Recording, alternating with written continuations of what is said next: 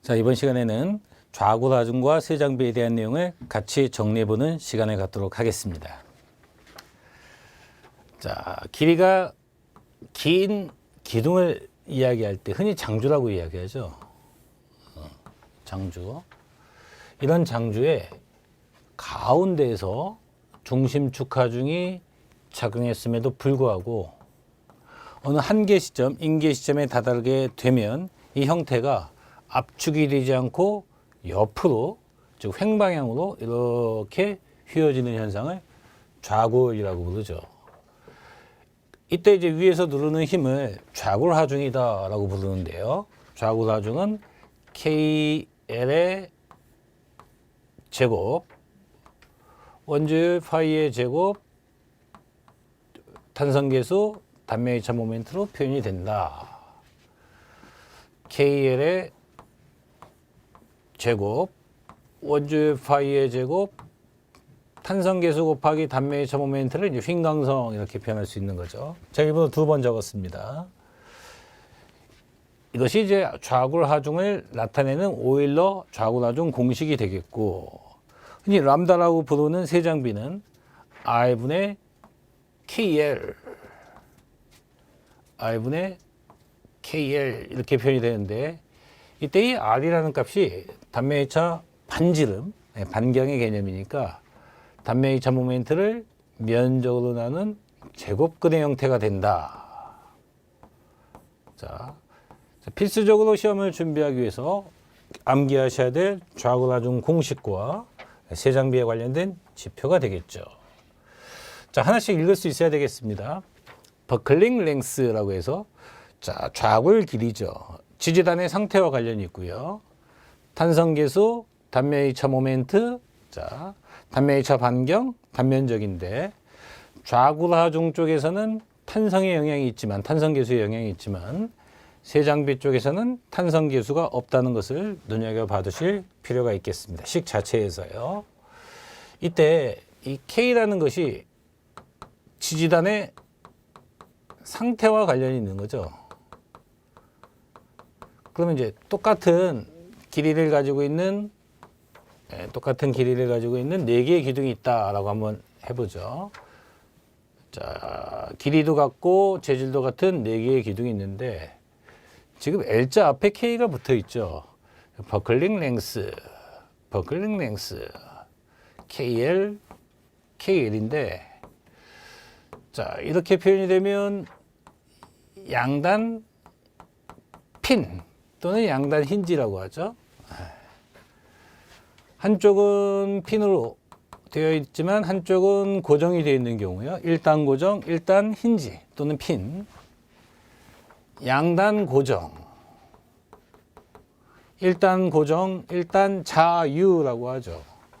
이때 지속적인 하중이 압축력이 작용했을 때 형태가 처음부터까지 다 휘어져 나가니까 K가 1이 되는 거고요. 양단 힌지일 때. 1단 고정, 1단 힌지일 때는, 자, K 값을 0.7로 계산을 하고 있고, 양단 고정일 때는 K 값을 0.5로 계산을 하고 있고요. 1단 고정, 1단 자유, 캔틸레버일 때는 K 값을 2로 취급을 하고 있죠. 이 4가지 중에 한 가지를 내가 선택을 해서 이쪽에다 대입을 하면 시험 문제 제목이 좌굴하중 이렇게 나오는 거고요. 이 4가지 중에 하나를 내가 선택을 해서 이쪽에다 대입하면, 자, 세장비라는 단위 없는 지표를 계산하는 시험 문제다. 이렇게 보시면 되겠습니다. 이제 이게 커다란 유형인데요. 이 좌굴하중 쪽에서 저 식을 말입니다. K의 제곱, L의 제곱, 이렇게 쓸 수가 있죠. 이 식을요. K의 제곱, L의 제곱 형태로요.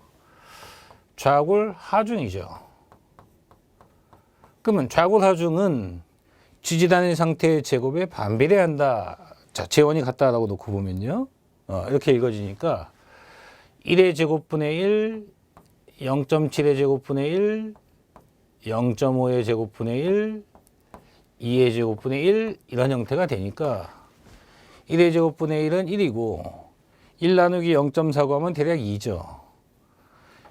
양단 힌지 기둥에 비해서 2배 강한 기둥이다.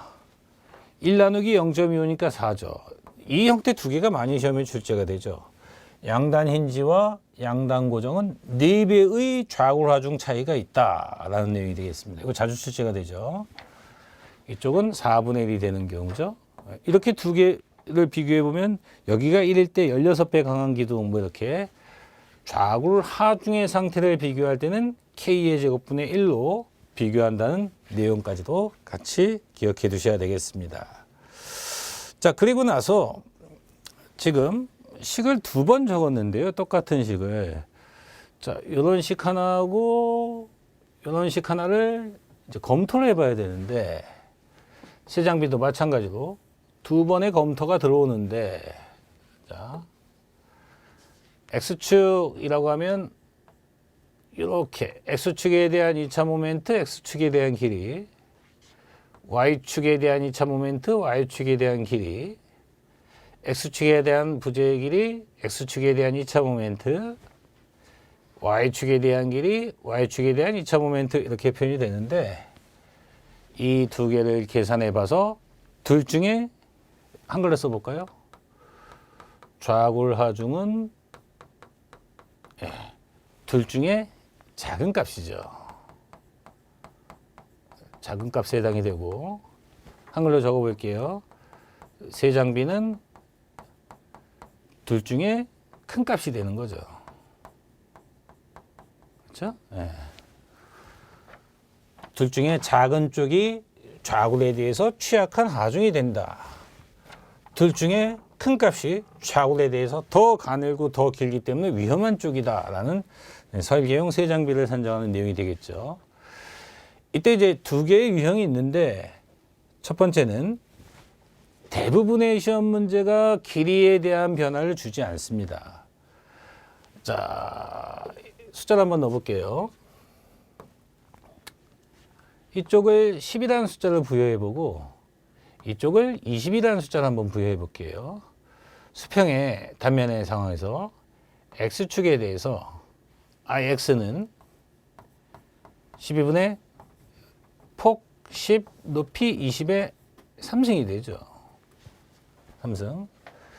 이거에 직교되는 방향 Y축에 대해서는 자, 단면의 차 모멘트가 12분의 20 곱하기 10의 3승이 되죠.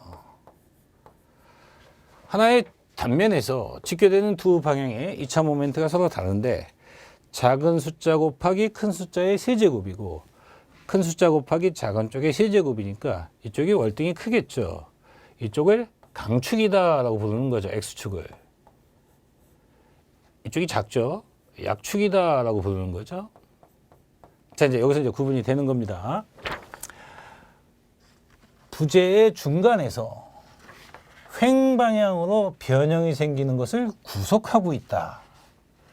부재의 중간에서 가세로 지지가 되어 있어서 횡변형이 구속이 되어 있다. 이런 조건을 대부분 제시해 주지 않으면 L에 대한 변화를 제시해 주지 않고 단면 2차 모멘트만 어차피 작은 쪽이니까 이것만 계산하면 된다는 거죠. 이 둘 중에 이거 하나만 계산하면 되는 거고 이 둘 중에 큰 값이니까 어차피 이거 하나만 계산하면 되겠다는 거예요. 자, 그걸 꼭 기억하셔야 돼요. 부재 중간에 약축 방향으로 지지되어 있다는 표현이 없다면 L에 대한 변화를 주지 않은 거니까 한 번만 계산하면 그만인데 부재 중간에 약축 방향으로 횡변형이 구속되어 있다, 지지되어 있다 이런 표현을 하면 전체 길이 값을 그대로 대입을 해주고 부재 중간이니까 전체 길이의 반값을 LY에다 대입해서 자, 2번 계산이 들어와서 작은 값, 2번 계산해서 큰 값.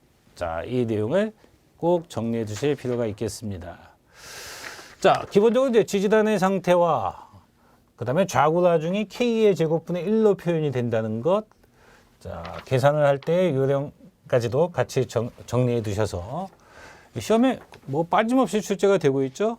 좌구나중 세장비 두 개의 용어에 대해 대비를 해 두실 필요가 있겠습니다.